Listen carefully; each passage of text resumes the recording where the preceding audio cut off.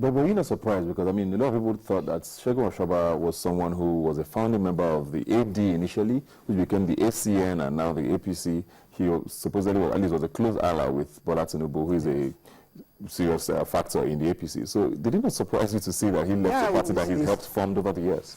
So many other people left PDP. Atiku left PDP.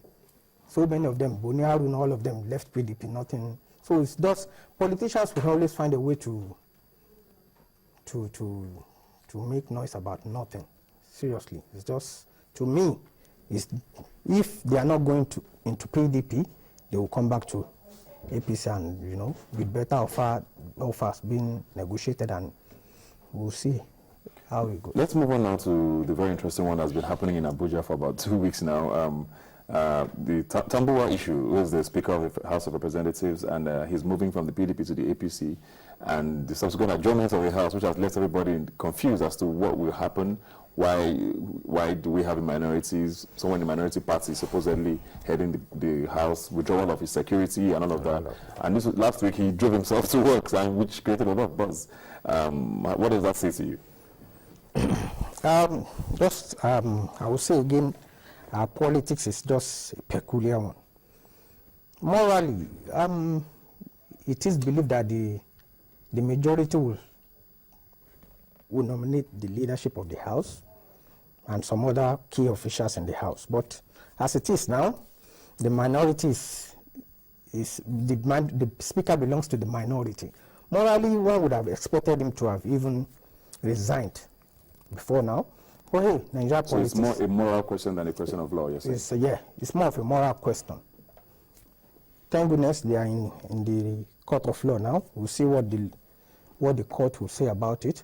But morally, I expected Tambuwa to have resigned if truly he wants to be in APC. What do you think will happen when the House reconvenes in December? A lot of... do you think he's going to be kicked out? Okay, let me go this way. I expected PDP to have done something about this guy long before now. Now, they came out, they are telling us how they knew that in spirit is with APC, but in body is just with them in body. If you had sensed this long before now, I believe it should have been punished for anti-party activities. It should have been suspended. And if he was suspended as a member of PDP, then he would cease to be the Speaker. Then something should have been done long before now. Now he had gone to APC, like he carried this mandate according to them, or their mandate, to APC. So we'll see what the law will say about it. But morally, I expected Tambuwa to have been a gentleman. And well, we'll be watching that space, of course, we'll as December approaches. Yes. I want to talk about something that was in the headlines this week.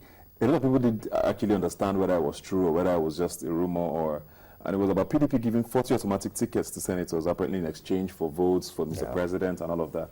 And why that was very interesting is the fact that some of these senators are in constituencies where governors who want to run for Senate are also from. So it throws up a lot of drama that would definitely come up next year. Yeah, you said it, a whole lot of drama. 2015 is going to be a very, very interesting one. It's going to be a rough, rugged road to 2015. Seriously, we all must be prepared to watch that movie, because it's just you said it. A governor, for example, Akpabio has picked his form. Yes, picked his form, yes. To go to the Senate, Uduagan too, and these sitting senators, possibly they are in the same constituency with these governors. Yeah, we've got names like, I think, Sullivan Chime and Suswam might be in trouble with this particular arrangement. So we will see how it all plays out. And to tell you the truth, what's there? The serving governor would want to leave. At the end of his term, he would want to go to the Senate. What's the crazy thing about it? To me, it's just like a maddening quest for power, to stay in power at all costs, whatever it takes, whatever I will give, whatever sacrifice I have to make, I don't care. I just want to remain. I just want to hold on to that power at all costs. It's just because once they believe once they go out of that office and they don't get to hold on to anything, they start losing relevance, which is actually the fact. In Nigerian politics, is just a year in the wilderness is actually almost. Just final note now before we leave. Of course, we can't talk about politics through 2015 without ever mentioning the presidency, which is the big one. I mean, this week we didn't necessarily hear a lot from there, but I mean, Mr. President was in Uyo to launch a stadium, and he went from being a stadium opening to a PDP sort of rally with all of the speeches and everything that happened. A lot of people are also saying it's almost Buhari's ticket to take with the APC, so it's looking like another 2011 all over again. Yes. What do you think is going to happen with that? Yeah, it's just, to me, the only person that I know is going for presidency is Mr. President. The other ones, the APC will have to do primaries. They will have to come up with their primaries before we know who exactly they are feuding. Then until then, we may not be able to say it's likely Buhari, fine. But if it is Buhari, Jonathan, it's going to be a repeat of 2011. And I was telling someone the other day that 2011 presidential wasn't rigged at all in any way. It wasn't, because people felt people had to choose between the devil and the deep blue sea, and they felt between two demons, I would definitely go for the lesser one. So and see where this gentleman has taken us now. So it's just, let's all prepare.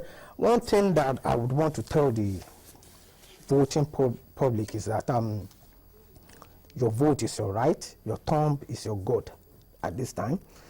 You have to negotiate better off at this time.